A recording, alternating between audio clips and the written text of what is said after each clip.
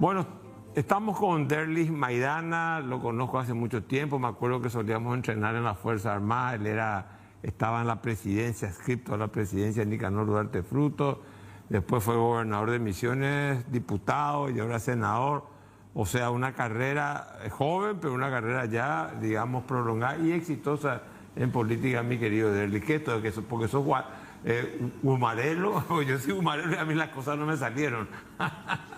Te felicito, en serio, estoy muy feliz por tu senaduría. Bueno, un gusto para mí, Carlos Mateo, compartir contigo. La verdad que te conozco y te admiro desde siempre, de tu época de senador, de presidente del Senado. Sos una referencia política e intelectual para nosotros, un poco más jóvenes, ¿verdad? Y realmente un orgullo para mí estar en tu programa. Y yo vengo trabajando hace tiempo en la política. Comencé justamente acá en Asunción como presidente del Centro de Derecho, año 1999. Luego milité en la Juventud Colorada, presidente seccional, gobernador, diputado y ahora, bueno, estamos en el Senado de la Nación. Decime, ya entrando un poco al tema ya político, ¿por qué ganó Santi y por qué Mario Abdo, siendo el oficialismo, no pudo, digamos, imponer su candidatura? Bueno, yo creo que la figura de Santi Peña comienza a valorarse en la pandemia, cuando hubo una serie de desaciertos del gobierno nacional. La gente empezó a decir, Santi empezó a hacer esos cursos virtuales, él estaba en su casa prácticamente alejado de la política. Yo le animaba siempre, tengo un video por ahí que dice, Derlis fue la primera persona en este periodo que me dice, Santi, tenés que ser candidato de vuelta. En la pandemia empezó a hacer esas charlas, empezó a aparecer y la gente dijo, Pearaoí Curila ya es presidente. Y bueno, representaba también un modelo de eficiencia porque, quiera sea o no, la gente al final del día en el gobierno del presidente Horacio vivía mejor que durante estos 5 años, por múltiples causas. Y Santi, como es ministro de Hacienda, hizo un gran trabajo, no hubo ningún hecho de corrupción, siempre la gente valoró su juventud, su formación académica, una combinación de todo un poco para poder primero ganar las internas, que nunca es fácil ganarle a un oficialismo que es el que más tiró la casa por la ventana entre todos los oficialismos que yo conozco. Y luego su figura también fue atrayente para otros sectores políticos. Así como hubo colorados que votaron por Payo y en menor medida por Efraín, hubo muchísima gente sin partido, incluso afiliados a otros partidos políticos que votaron a Santi Peña como una opción, como una esperanza, y por eso... ¿Te parece a vos que se le votó a Santi porque para mucha gente fue percibido como el mejor candidato? Sí, de lejos, ¿verdad? Santi, en comparación con Efraín, con Payo, siempre era percibido como alguien más solvente, intelectualmente, en su gestión. Nañas Anduy percibí las cosas balletería de su gestión de ministro de Hacienda y por sobre todas las cosas, dicen la gente y nosotros también lo sostenemos, que él entiende que en este momento post pandemia lo que más está afectando no solamente al Paraguay sino al mundo es la situación económica, y creemos que con él la gente pueda tener otra vez plata en el bolsillo, que haya circulante, que haya obra, que haya empleo, que haya dinamización de la economía. Bueno, vamos a ver porque el presupuesto público está bastante restringido, pero te quiero hacer otra pregunta. Como colorado, vos sos un colorado de base, sos un dirigente político, ya estuviste en la universidad. ¿Por qué la oposición? Ustedes son oposición y gobierno al mismo tiempo y después terminan quedándose con el gobierno. ¿Qué hace mal la oposición? Yo creo que la oposición... Porque digamos, convengamos que la alternancia es positiva. Yo por lo menos creo en la alternancia, ¿verdad? Pero ¿qué hace mal la oposición que no puede...? Porque convengamos también algo, 50 y tantos por ciento, 57, 58% de los paraguayos no le votaron a Santiago Peña. Así es.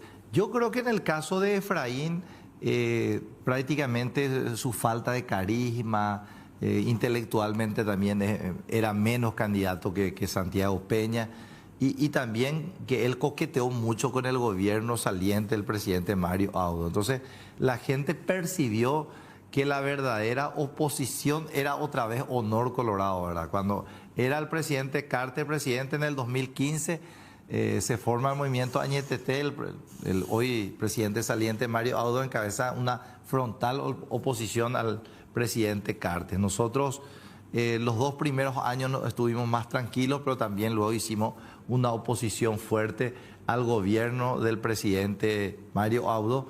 Y hubo muchos legisladores, principalmente senadores, diputados del PLRA que coqueteaban mucho con el gobierno. Yo creo que la gente hoy ve toda nuestra conducta, o sea, ya no se le pierde nada. Vivimos en una sociedad muy informada que juzga, que premia y que castiga en las urnas. Pero convengamos que usted le escuché hoy decir al presidente electo, Santiago Peña, en una entrevista internacional, fueron muy golpeados con lo de la intervención de la embajada americana.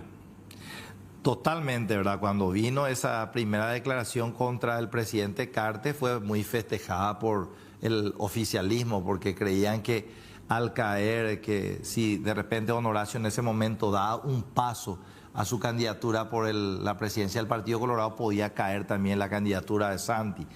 Y un mes después, creo que fue el 12 de agosto del año 2022, viene también la declaración contra el vicepresidente de la República y otros funcionarios, y eso medio emparejó. Y a la larga yo creo que ese intento de la embajada americana de influir en las elecciones, así como lo dijo ayer el presidente, benefició al Partido Colorado. Eso lo dijo también la senadora Esperanza Martínez. El Partido Colorado es la máquina electoral más fuerte de América Latina y encima se apropió de una bandera que es la defensa de los valores auténticos de la nacionalidad paraguaya. Horacio Cartes en la Junta de Gobierno, Santi Peña en el Palacio de López. ¿Va a coincidir el poder real y el poder formal en Santiago Peña o va a haber una suerte de divorcio donde el poder real va a estar en la Junta de Gobierno y el poder formal, el gobierno, va a estar en el Palacio de López? Bueno, el presidente Santiago Peña es una persona muy autónoma que toma siempre sus decisiones. Las designaciones que hoy está haciendo, él lo está haciendo. Y el presidente Horacio Cartes es una persona bastante respetuosa. Me consta que cuando él era presidente, por ejemplo, le designaba a Juan Pérez para que sea ministro de Salud y le daba todas las amplias facultades para llevar su equipo de trabajo, porque él al ministro le iba a pedir resultados. Hoy yo creo que el presidente del Partido Colorado está para apoyar, para apuntalar la gestión del gobierno del presidente Santiago Peña, y le veo con bastante autonomía. Y de hecho que Santiago Peña es uno de los candidatos y uno de los presidentes electos que más conoce de cómo funciona la burocracia estatal, y confiamos en las personas que él eligió para estar al frente de cada una de las reparticiones públicas. Parece que el Honor Colorado instaló el mecanismo de los currículos, ¿no? Y también se recogen currículum, y en la selección de los currículum está Calé Galaverna, por ejemplo, entre otros. Está Calé. ¿Calé es Horacio o es Calé? ¿Está como Calé o está como mandatario de Horacio? Bueno, el senador Galaverna sabemos que tuvo siempre una gran influencia con todos los presidentes colorados de la transición democrática. Es un hombre importante. Es que le conoces muy bien. Sí, sí. Yo creo que es un cuestionamiento, es un juicio de la realidad nomás. Sí, a mi criterio es una persona que es escuchada tanto por el presidente Horacio como también por Santiago Peña. Una persona que en los comandos, las reuniones del Comando Nacional del Movimiento siempre viene con un criterio realmente para despertarnos, nos trae siempre buenas novedades. Por ejemplo, cuando Hugo Velázquez anuncia que renunciaba a la vicepresidencia y renunciaba a la candidatura por el movimiento Fuerza Republicana, muchos éramos del criterio de que tenía que ser Brunetti el candidato a presidente y que el primer candidato a senador Fuerza Republicana tenía que ser el candidato a vice, en este caso el senador Derlis Osorio. Y Juan Carlos Galaverna fue del criterio de no impugnar la inscripción de la candidatura de Arnoldo Vince, porque si eso ocurría, según el senador, era más pretexto para que Fuerza Republicana no acompañe a Santi Peña en las generales. Y creo que a la larga su razonamiento fue correcto, porque realmente la dispersión del voto colorado fue mínima en las elecciones generales. Ahora, curiosamente, un presidente electo por el Partido Colorado, de un perfil tecnócrata, técnico, un hombre culto, solvente intelectualmente, de extracción liberal, porque él mismo lo dice no, el gabinete va a ser todo Colorado. Si esa lógica hubiera utilizado Horacio Carter, él nunca hubiese sido ni ministro ni presidente de la República. ¿No es un retroceso eso de que solamente hay que colorizar el gabinete? Yo creo que... Desde el punto de vista, lo que hace a la política y a la cultura política del país y al reclutar los mejores hombres, ¿verdad? Sí, yo creo que nosotros, uno de los factores por el cual perdimos las internas del año 2017 es porque se nos presentaba como que le hacíamos más caso a los tecnócratas y no a la clase política. Entonces, era un discurso obligatorio en esta campaña que se iba a colorizar el gabinete. Creo que las personas nombradas en el gabinete son buenos colorados, buenas personas, están calificadas para llevar a cargo cada uno de los ministerios. Y si hay una persona también, un buen paraguayo que no está afiliado al Partido Colorado, ¿por qué no? Porque hubo casos en la historia, muchos casos que han aportado muchísimo, como el caso del ministro Dionisio Borda y otros que hicieron un gran trabajo. Dionisio Borda hizo un extraordinario trabajo en la revitalización de la economía paraguaya después del default que prácticamente significó el gobierno del presidente González Macri. Entonces es un retroceso, entonces que hoy en día se coloradice el gabinete, o se está coloradizando en la primera etapa de gobierno. Yo creo que el presidente de Santiago Peña es consciente de que en el Partido Colorado hay muchísimos hombres políticos, militantes y otros técnicos que no militan tanto en la política, pero que tienen la capacidad suficiente de desempeñarse en cualquier cargo. ¿Qué futuro político tiene Nicanor, que jugó un papel importante en la campaña porque, digamos, ofusca, ya enfurece al Colorado, despierta el nervio colorado? Nicanor, ¿qué futuro tiene? ¿Y qué futuro tiene Mario Abdo Benítez en la política colorada? Bueno, todo es imprevisible y todo puede ocurrir en el tema político. El expresidente Nicanor y Arnoldo Vin son los dos referentes máximos de Fuerza Republicana que más trabajaron en las generales por la candidatura presidencial de Santiago Peña. Entonces, el presidente Peña seguramente va a decidir si los considera o no para cargos de ministerios o de consejeros o de embajadores. Eso ya depende del presidente. En el caso del presidente saliente, Mario Abdo, medio que él se apartó más de la campaña. Yo creo que él seguramente va a prepararse, a esperar nuevos vientos como dentro de 3, 4 años para ser artífice de una nueva disidencia al modelo que el presidente Peña y nosotros representamos. Si ustedes tienen mayoría propia en el Senado y en la Cámara de Diputados, no incorporan opositores en el gabinete, pero sin embargo necesitan los votos opositores. ¿Para qué? Si ya no es necesario. Bueno, nosotros... O sea, no es necesario tener una buena oposición para que Santi Peña haga un buen gobierno. Por supuesto.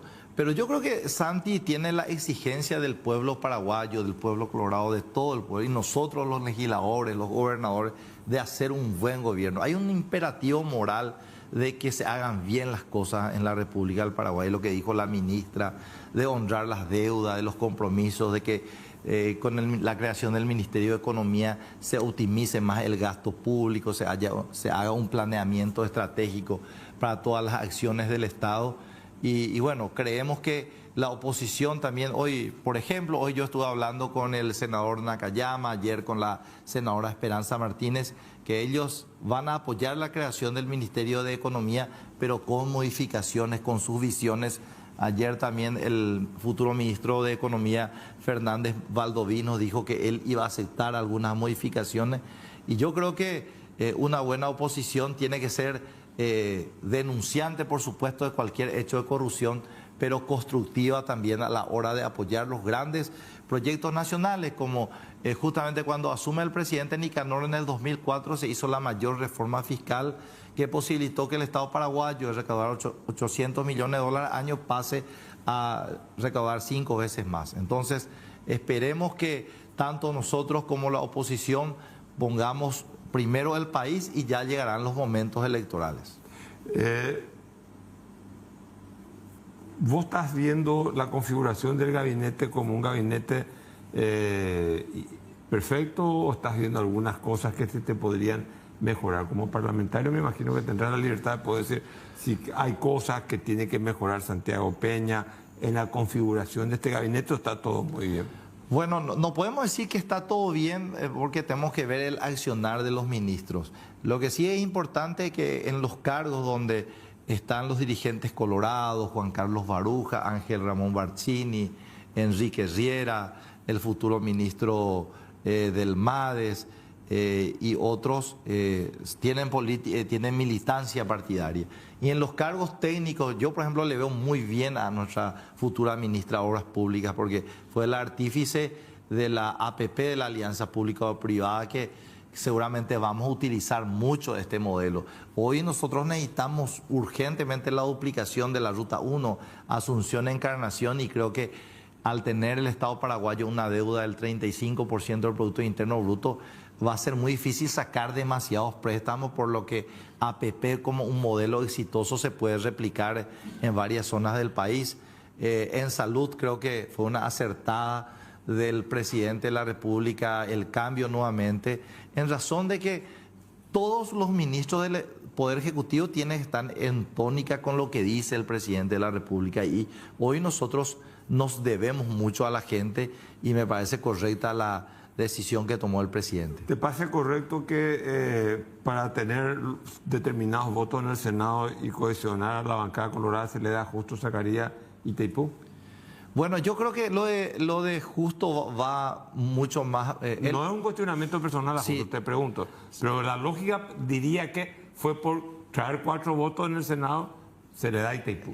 Lo que pasa es que los pactos en el Parlamento, y Carlos Mateo lo conoces muy bien, el Parlamento Nacional tiene muchas atribuciones y muchas veces los presidentes hacen eso. En el caso Justo creo que es una persona que a la vez, uno de los pocos que a la vez reúne un perfil técnico, porque él fue administrador, fue 30 años funcionario de Itaipú, se recibió en el Brasil y a la vez fue gobernador y diputado de su departamento. Reúne un perfil técnico y político, y me consta que el presidente Peña él le conoce y él es uno de los primeros que se jugó también por Santi Peña para que sea presidente, incluso cuando su hermano era el referente del otro movimiento en el departamento de Alto Paraná. Entonces pasa un poco por la parte política, la parte técnica y la confianza que le tiene Santiago Peña. Por último, ¿te quedas en el Parlamento los próximos 5 años? Sí, yo realmente fui electo, gracias a Dios fui el segundo más votado. Voy a tratar de hacer el mejor trabajo ahí para ayudarle al presidente de la República, para ayudar al país. Y si en algún momento el presidente me necesita en algún ministerio y yo considero que desde esa cartera de Estado puedo ayudar, pero con gusto ahí estaré. Estuvimos con Derlis Maidana.